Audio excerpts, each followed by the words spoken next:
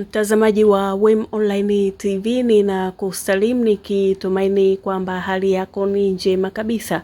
Kwa wewe mgeni, moja kwa moja ninakualika kwa moyo mkunjufu uweze kusubscribe. Gusa neno lililoandikwa subscribe chini ya video hii hapo kwenye simu yako, lakini pia waweza kulike, kucomment na hata kushare.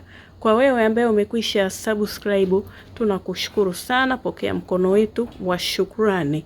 Na kwa wakati huu basi, wazazi, walezi na hata wahitimu wa kidato cha 4 mwaka wa 2025 wanasubiri kwa hamu matokeo yao ili waweze kufahamu kwamba wamepata madaraja yapi katika mitihani yao ya kitaifa waliofanya mwaka jana. Moja kwa moja basi, Baraza la Mitihani la Tanzania NECTA linatarajia kufanya mkutano na waandishi wa habari kwa lengo la kutoa ufafanuzi kuhusu matokeo ya mtihani wa kidato cha 4 CSEE wa mwaka 2025.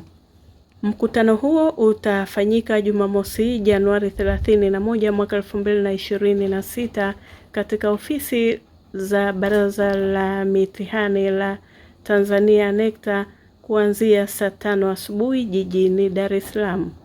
Taarifa iliyotolewa na NECTA inaonyesha kuwa mkutano huo utaongozwa na katibu mtendaji wa baraza hilo la mitihani ambaye si mwingine ni Profesa Saidi Mohamed, ambaye atazungumza na waandishi wa habari kuhusu masuala mbalimbali kuhusiana na matokeo ya mtihani huo pamoja na tathmini.